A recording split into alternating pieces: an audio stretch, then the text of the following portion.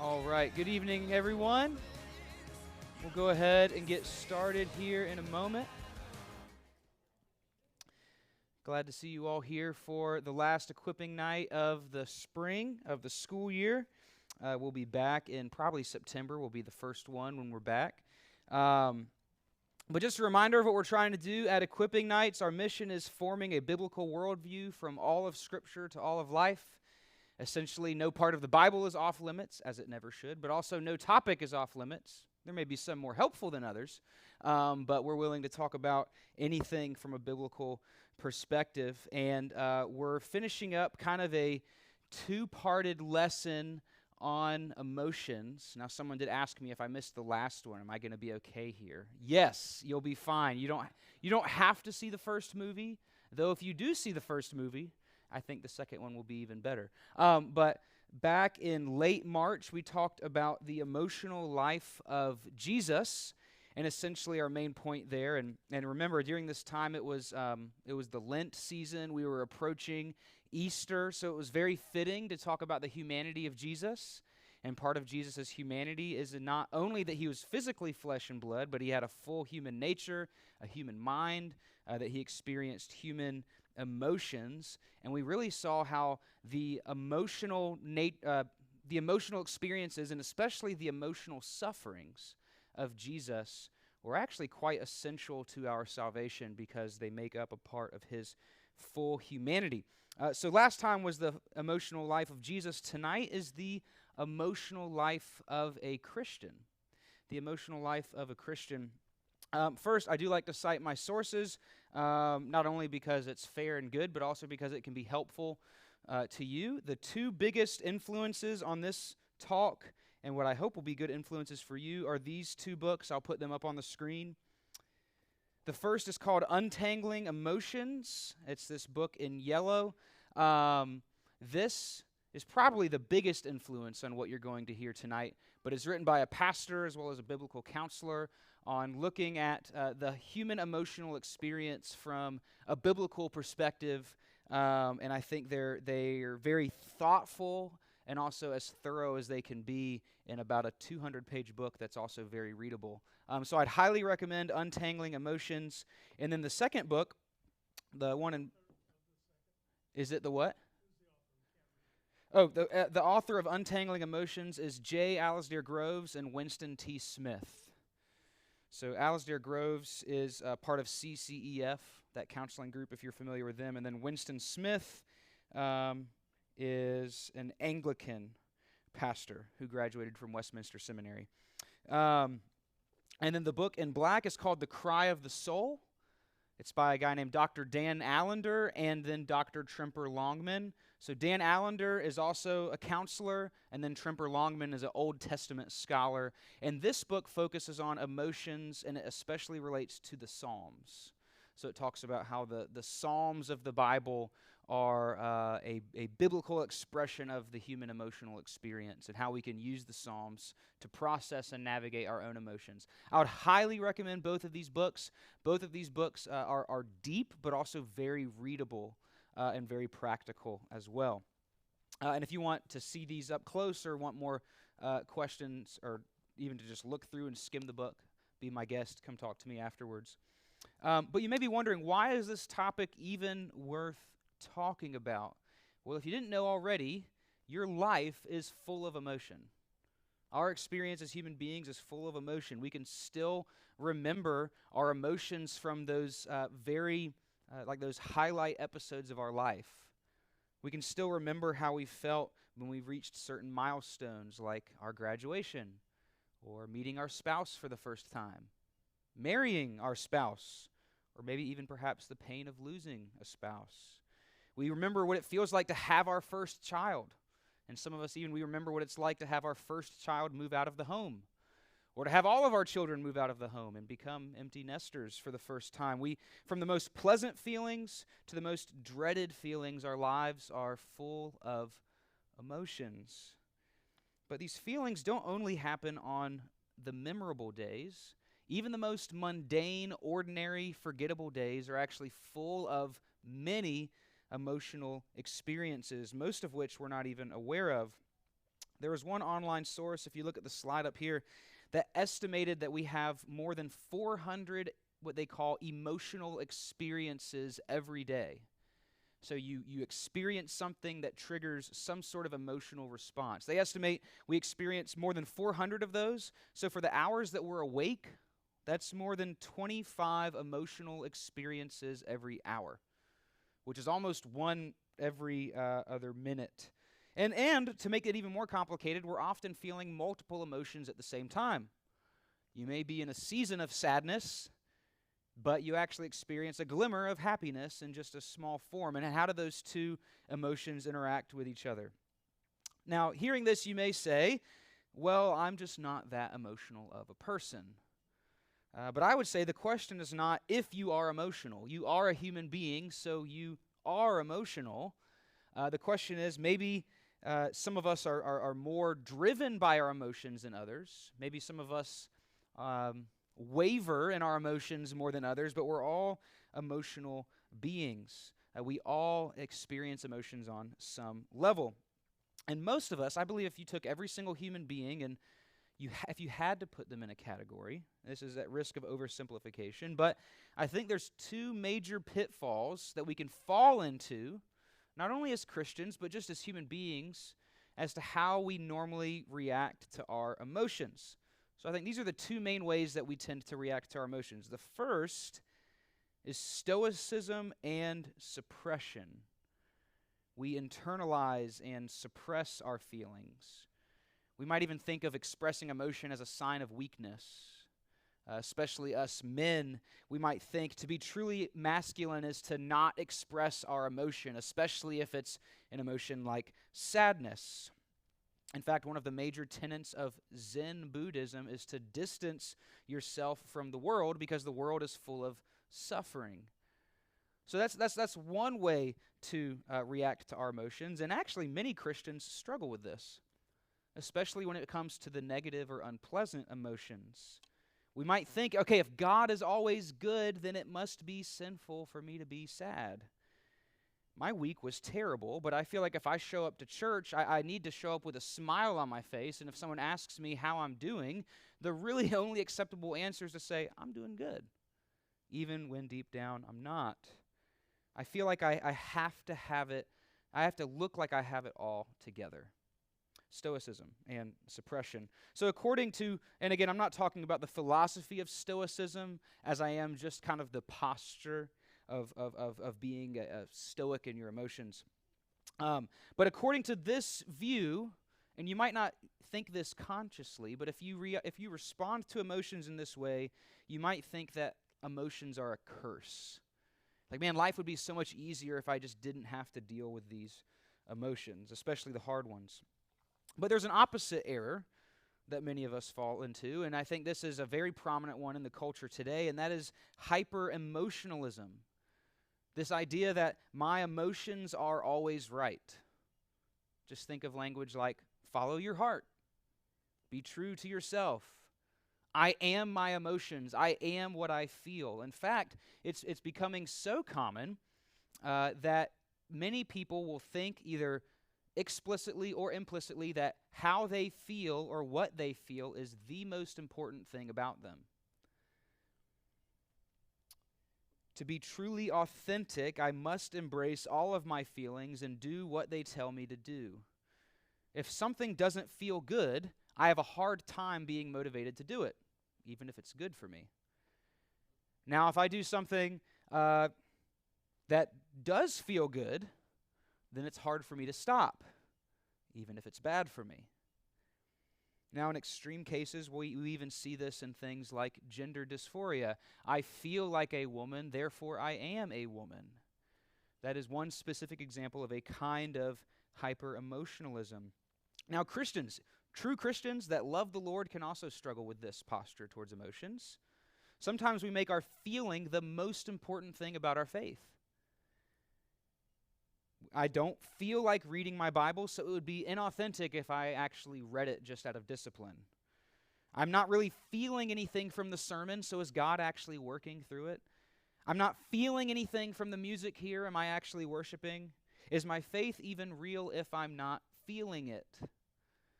Now, of course, feelings are important. Don't mishear me.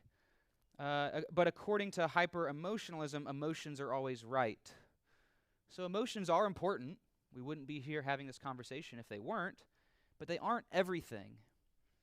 Emotions are a passenger in the car, but they make a terrible driver, right? You don't want emotions driving the car. I think Pastor Paul mentioned that in a sermon on suffering, maybe one of the Psalms sermons, Psalm 13 maybe. So think about yourself right now. Think about these two pitfalls. And just based on how well you know yourself, and maybe you can ask a spouse or a friend afterwards, but think, okay, do I tend to lean towards stoicism and suppression? Or do I lean towards hyper-emotionalism? Am I more likely to just blindly follow my emotions, no matter what they tell me? Or am I more likely to just be totally out of touch with my own emotions and not even address them? Oftentimes we experience a mixture of both. And also, in order to, if we realize we're struggling with one, we might go off the deep end on the other side and go from stoicism to hyper-emotionalism, or go from hyper-emotionalism to stoicism. But neither of those are the cure for the other. Those are two ditches on opposite sides of the road. So if those are the two pitfalls, what is the correct response to our emotions? We have these emotions. We experience them. How does God in His Word want us to respond? Well, before we get there, I actually got a little ahead of ourselves. We first need to talk about, why did God give us emotions in the first place? He didn't have to give us emotions, but He did. And why did He do it? Is it a blessing or a curse? And simply put, they're a gift from God. It's a part of what it means to be made in His image. Think about animals. Now scientists debate whether animals have emotions or not, as we understand them. Is a dog wagging his tail, does it have to do with like emotional happiness, or is it more just an instinct? The case isn't directly clear. It might depend on how you define emotion, but whether a dog is emotional or not, it's clear that human beings are the most emotional creatures on the planet. And God made us with emotions because He Himself has emotions. Now you need to qualify that, because God's emotions are in many ways unlike ours, because He's the creator and we are the creature. God's emotions aren't affected by a physical body, because He doesn't have a physical body. Whereas, like, you have low blood sugar or high blood sugar, that's going to directly affect your emotions in some way. God's emotions, they're not unstable, they aren't inconsistent, but the Bible does express that God feels things about us, and He feels things about His world, and because we're made in His image, so do we. And I think there's three main reasons, and this comes from the Untangling Emotions book, but there's three main reasons why God gave us emotions as a gift. Here's the three main benefits of it, and these apply even before the fall. Before sin entered the world, emotions would have given this benefit to human beings. The first is that emotions tell us what we love and value. Think about it. No matter what emotion you feel, it is a clue to you, and it's telling you something about what or who you love. Think about it. We're joyful when we gain something that we love. We are sad when we lose something that we love. And we're anxious when something that we love is under threat. So every emotion is a clue that tells you about your own heart. Why am I sad about this? Oh, it must be because I love this. And it's usually not that easy to figure out, but it's at least leading you in the right direction. So that's one of the most important things you could understand tonight. That's one of the main things you should leave with, is saying, hey, every emotion that I experience is a hint that's telling me about my own heart. Second, emotions help us connect with other people. Your closest relationships are with those that you've shared the deepest emotional experiences with. The people on your sports team that you've celebrated the championship with, or the people that you've mourned with. Whether it's a positive emotion or a negative emotion, a pleasant emotion or an unpleasant emotion, it's those emotional experiences. They're one of the main things that bind us together as human beings. And then thirdly, and most importantly, emotions can be an expression of worship. Emotions can be an expression of worship. Jesus says the greatest commandment is to love the Lord your God with all your heart, all your mind, all your soul, and your strength. And the second greatest commandment is like it, to love your neighbor as yourself. Now, if you know anything about biblical love, you might be quick to say, now, love is not only an emotion, and that is correct. Love is also an action. But it's not an action absent of emotion. Love is multifaceted, and it includes the emotions. That's exactly why Jesus tells us to not only love the Lord our God with our mind, but also with our heart, our soul, and our strength, right? He gives us that full-orbed picture of love, and it does include emotions. It's not only emotion, but it does include it. Now, even Psalm 88, the saddest psalm in the entire Bible. Like, you read Psalm 88 at the very end, you're like, wait, is this it? Is this really how it ends? That was a song of worship. That's a song that the people of God would have sang as they gathered for worship. The Psalms is the Old Testament hymn book. It's a very sad song, and yet it is a song of worship. So let's go back to how we respond. If stoicism and hyper-emotionalism is not the answer, what is the biblical way to think about how we should respond to our emotions? And I think one of the best examples of how to do that is in Psalm 42. So I will have the verses to Psalm 42 on the screen, but it'll be fairly small. So if you have a Bible or a Bible app, turn to Psalm 42. And I'll read through this for us. This is, "To the choir master, a maskil of the sons of Korah." And as you hear this psalm, hopefully it'll be fairly familiar to you. "As a deer pants for flowing streams, so pants my soul for you, O God.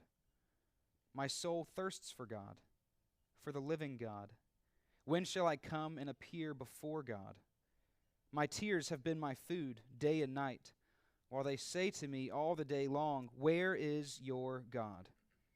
These things I remember as I pour out my soul, how I would go with the throng and lead them in procession to the house of God with glad shouts and songs of praise, a multitude keeping festival. Why are you cast down, O my soul? And why are you in turmoil within me? Hope in God, for I shall again praise him, my salvation and my God. My soul is cast down within me, therefore I remember you, from the land of Jordan and of Hermon, from Mount Mizar. Deep calls to deep at the roar of your waterfalls. All your breakers and your waves have gone over me. By day the Lord commands his steadfast love, and at night his song is with me, a prayer to the God of my life. I say to God, my rock, why have you forgotten me? Why do I go mourning because of the oppression of the enemy? As with a deadly wound in my bones, my adversaries taunt me, while they say to me all the day long, 'Where is your God?' Why are you cast down, O my soul? And why are you in turmoil within me? Hope in God, for I shall again praise him, my salvation and my God." So there's plenty we could say about this psalm, but I really want to direct our attention to the refrain. I wonder if you noticed in the middle of this psalm and at the end, there's a refrain. It's like a chorus that this psalm returns to. It mentions it word for word twice, and it's this right here. He writes, "Why are you cast down, O my soul? And why are you in turmoil within me? Hope in God, for I shall again praise him, my salvation and my God." Simply put, I would say what the psalmist is doing here is that he is engaging his emotions. He's talking to his own soul. I wonder if any of us have ever done that before, even once. I find it fascinating that he's talking, he's engaging with his own soul. Now, some of us that are hyper-emotional, we're really good at listening to our emotions, but how often do we actually talk back to them? How often do we ask ourselves questions about our emotions? And he asks these questions, and I think that the questions that the psalmist asks are good questions for us to ask our own soul. One is this: what am I feeling? What am I feeling? For those of us that might be more on the stoicism end, that's just the first thing we need to get across. What exactly am I feeling? And it's okay to admit that. Now the writer knows, he knows that right up front. He says, I'm cast down. I'm sad. I'm down in the dumps. I'm crying. But the second question, once you know the first, the second is very important. Why am I feeling this way? What is causing this emotion? And what does this tell me about my own loves and values? And it's clear in here, it's because he's unable to worship God in the temple. He's in a situation, whatever his exact historical circumstances, perhaps it's during the exile, or whatever it is, he's prevented from worship. He's prevented from being with God's people. He's thinking back to memories of when he could go and worship the Lord. So why am I feeling this way? What is causing this emotion? What does this tell me about my own loves and values? So think about in your own life. What am I feeling? I'm sad. Why am I feeling this way? Because I wanted that promotion.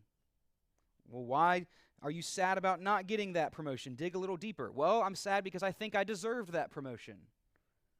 I think I was a better fit for that promotion. I'm worried about my finances without that promotion. You see, you keep digging and digging and digging. You just keep asking the why question. Why am I feeling this way? And don't settle for a surface answer from your own soul. Keep digging, and it'll tell you more about why you're feeling what you're feeling and what you love. Or maybe you're sad because you hate rejection. And honestly, not getting this promotion wasn't that big of a deal. You still have a great job, and the guy that got it, is actually a great candidate for it, but you actually just have this hatred and fear of rejection because every time you are rejected, it opens this old wound of another rejection you experienced as a child that you've just never really been able to process fully. Right? There's a number of reasons why you could be feeling what you're feeling. Or maybe it's because I'm just stuck in this comparison mode. My peers are all further along in their careers than I am right now. And even though the job that I have is good, my next door neighbor's job is far better, and I wish I had something to brag about. You see, it's not enough to just know that we're angry or happy or anxious or joyful. We need to know why. And then when we do know why, we can ask the third question, which is, am I feeling this emotion for a godly reason or for a sinful reason? And oftentimes it's a mix of both. And we kind of have to trim the fat with our emotions, if you will. Now here's something that's really important to understand, is that some emotions are pleasant and some emotions are unpleasant. You can easily think of which ones. Joy, happiness is a very pleasant emotion. Sadness, grief, anger, they're all very unpleasant emotions. But notice that I framed them as pleasant and unpleasant, not as good and bad. Because the pleasant emotions aren't always good to have. And the unpleasant emotions are not always bad to have. It's not as though some emotions are always good, and it's not as though some emotions are always bad. Sometimes we have a good reason to feel unpleasant emotions. And sometimes we feel the pleasant emotions for very bad reasons. Joy is not always godly, and sadness is not always sinful. In fact, many of the times the opposite is the case. Think about this. Sometimes joy is sinful. You might think my neighbor is a real piece of work. And I just heard he got fired from his job, and, I won't say this to his face, but I'm actually kind of happy about it because he had it coming. He's been a thorn in my side for way too long, always talking about things in my yard that it's just my business. He doesn't respect my property. I'm kind of glad he got fired. That's sinful joy. Because what does that joy reveal about your love? It reveals that you love yourself, and you especially love it when other people take a downfall because it makes you feel better about yourself. Now, sometimes sadness is godly. Let's say you need to move. You need to move towns. You need to move homes because of work. and you're actually really sad about leaving. And you're sad because you love your old neighborhood. You love your old house. You love your old church. You love your old friends. That's sadness that reveals that you love your community. You love your friends. You love your church. And that is a kind of godly sadness because it reflects a godly love. Now, of course, you don't want that to turn into idolatry, but those are actually very noble things to feel affectionate about. Or when we experience loss, it is actually very godly to grieve the loss. Now, Paul tells us not to grieve as those who don't have hope, but he never says don't grieve.